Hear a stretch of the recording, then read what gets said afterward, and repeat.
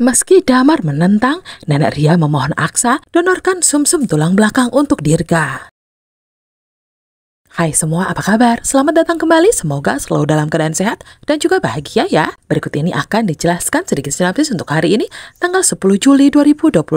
Namun sebelum itu, buat teman-teman yang baru bergabung, jangan lupa like, subscribe, dan nyalakan tombol loncengnya agar tak ketinggalan video terbaru selanjutnya. Terima kasih banyak buat teman-teman yang sudah subscribe dan like video ini. Semoga teman-teman semua selalu diberikan kesehatan dan rezeki yang melimpah. Dengan emosi yang tak lagi bisa dibendung, Aksa melangkah mantap menuju kantor polisi, tempat Galang mendekam. Sorot matanya tajam, penuh dendam dan rasa ingin tahu yang membuncah.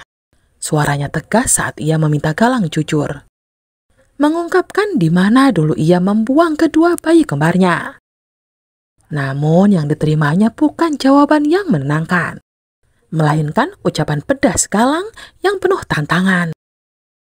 Galang seolah ingin menegaskan bahwa kehidupan Aksa sudah benar-benar hancur dan mustahil menemukan kedua anak kembarnya sampai kapanpun.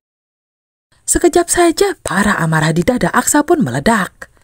Tangannya terayun keras menghajar wajah Galang hingga pria itu jatuh tersungkur. Suasana pun langsung memanas, membuat petugas polisi yang berjaga harus turun tangan untuk melerai. Mereka menegaskan agar tak ada kegaduhan lagi di tempat itu. Meski hatinya masih menggelegak, akhirnya Aksa bersama Zaki memutuskan untuk meninggalkan kantor polisi karena tak berhasil menggali kebenaran yang mereka harapkan dari mulut Galang. Di tempat berbeda, Amira duduk termenung, dihantui kesedihan mendalam. Pikirannya kacau memikirkan nasib bayi kembar yang belum diketahui rimbanya. Ditambah lagi fakta pahit bahwa Sasa ternyata bukanlah darah dagingnya. Di sisi lain, ia juga merasakan kelelahan hati yang tak terkatakan. Aksa yang tak tega melihat istrinya begitu terpuruk mencoba menenangkannya. Ia berjanji akan melakukan apapun demi menemukan anak-anak mereka. Meski begitu, Amira tahu semua itu tak akan mudah. Terlebih, Galang tak segan-segan terus menebar kebencian dan kejahatannya. Di rumah sakit, Amira mengunjungi Dirga, bayi yang kini bertarung melawan kondisi kritisnya. Melihat tubuh kecil itu terbaring lemah dengan berbagai alat medis, hatinya pun teriris. Dokter menjelaskan bahwa Dirga membutuhkan donor sumsum tulang belakang, namun belum ada pendonor yang cocok. Amira sempat berpikir agar Aksa mencoba menjadi pendonor. Sayangnya, Damar yang muncul kemudian langsung menolak keras usulan itu. Rasa benci dan gengsinya terhadap Aksa begitu besar, hingga menutupi segalanya. Padahal dokter telah memperingatkan bahwa waktu Dirga tak banyak. Dirga benar-benar berada di ambang maut, dan hanya bantuan pendonor kompatibel yang bisa menyelamatkannya. Damar pun terjebak dalam dilema besar. Di satu sisi ia ingin menyelamatkan Dirga.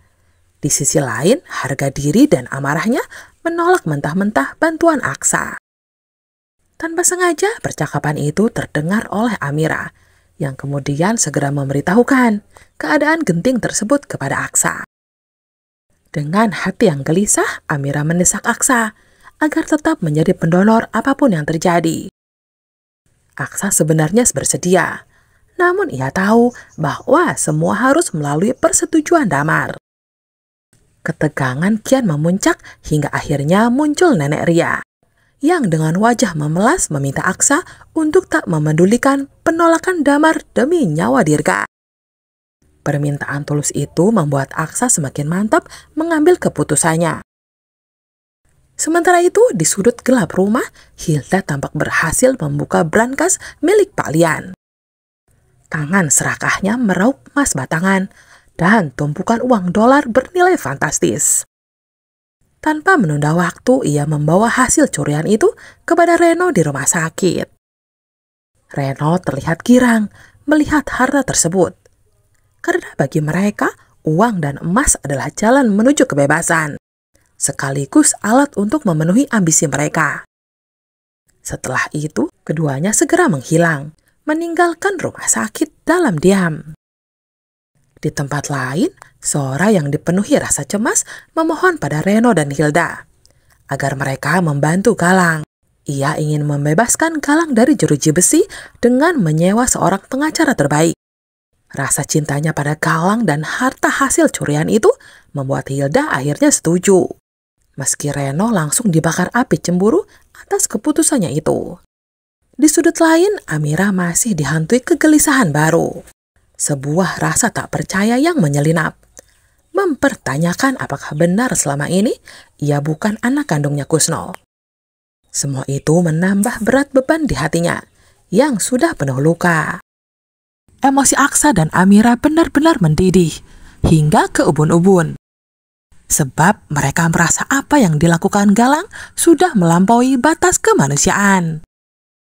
Namun di balik rasa marah itu tumbuh pula rasa penasaran dan ambisi besar. Mereka harus menemukan kedua anak kembar mereka yang kini tak diketahui keberadaannya.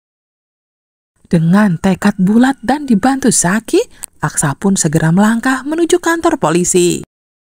Berniat menuntut kejujuran dari mulut Galang. Satu-satunya orang yang mengetahui kebenaran kelam di masa lalu. Setibanya di kantor polisi, suasana menegang, bagai benang yang siap putus. Aksa dan Zaki menahan emosi yang hampir meledak.